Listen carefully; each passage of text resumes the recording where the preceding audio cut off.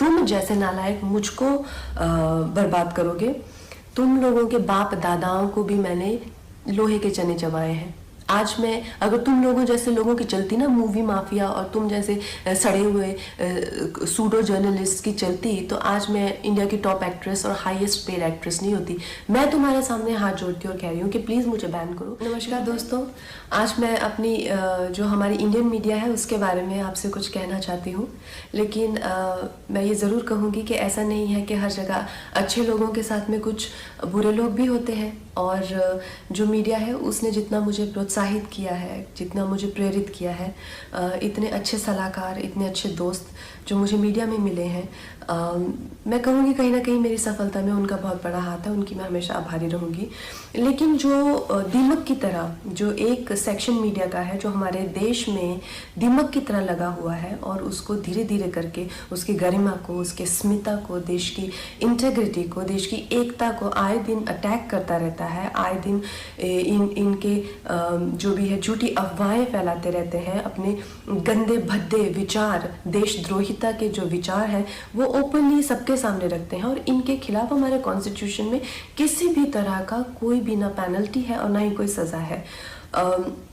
आप तो इस चीज़ से मुझे बहुत ही ज़्यादा ठेस लगी, और मैंने अपने आप में ही ये डिसाइड कर लिया कि ये जो दो गली मीडिया है, ये जो बिकाऊ मीडिया है, जो खुद को लिबरल कहती है, सेक्युलर कहती है, और कुछ नहीं है, 10वीं फेल भी नहीं है ये लोग सूडो लिबरल हैं, और ये लोग बिल्कुल भी सेक्युलर नहीं है। अगर ये सेक्युलर होते तो हमेशा धार्मिक चीज़ों को लेके देश की एकता पर हमेशा प्रहार नहीं करते। ऐसे ही एक जिंदी से जर्नलिस्ट को मैं एक दो दिन पहले एक प्रेस कॉन्फ्रेंस में मिली, तो उसी की तरह बहुत सारे लोग हैं जो जितने भी हमारे जो सीरियस इश्यूज़ हैं, हमारे जो सीरियस कॉजेज़ हैं। वर्ल्ड एनवायरनमेंट में डे के दिन मैंने प्लास्टिक बैन को लेके एक कैंपेन किया था, जिसमें मैंने प्लास्टिक के ख़िलाफ़ ईशा योगा सेंटर के साथ में काफ़ी कुछ एक्टिविटीज़ की थी। इस जर्नलिस्ट को मैंने उसकी खिल्ली उड़ाते हुए देखा।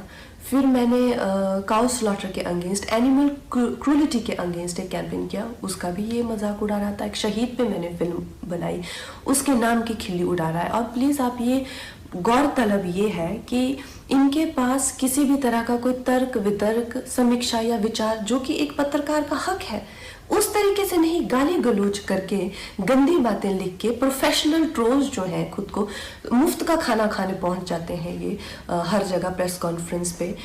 मैं जानना चाहती हूँ कि कोई तो क्राइटेरिया होना चाहिए कि अगर आप खुद को जर्नलिस्ट कह रहे हैं, क्या आपने किया हुआ है? मुझे एक अपना लिखा हुआ कोई ना कोई एक पीस या एक ब्लॉग, जैसे मैं खुद को अगर कलाकार कहती हूँ तो कुछ तो होना चाहिए टू माई क्रेडिट। आप खुद को क्यों पत्रकार कह रहे हैं? किस लिए आप पत्रकार बने हुए हैं?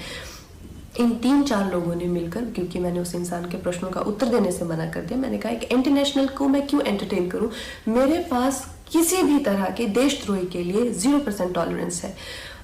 तो 3-4 लोगों ने मिलकर मेरे खिलाफ एक कोई गिल्ड बनाई है, शायद कल ही बनी है, ना ही उसकी कोई मान्यता ही है और ना ही उसकी कोई धार नहीं है। तो उस गिल्ड के चलते हुए लोगों ने मुझे धमकी देना शुरू किया है कि मुझे बैन कर देंगे, या मेरी कोई चीज़ का मुझे कवर नहीं करेंगे, या मेरा करियर बर्बाद कर देंगे।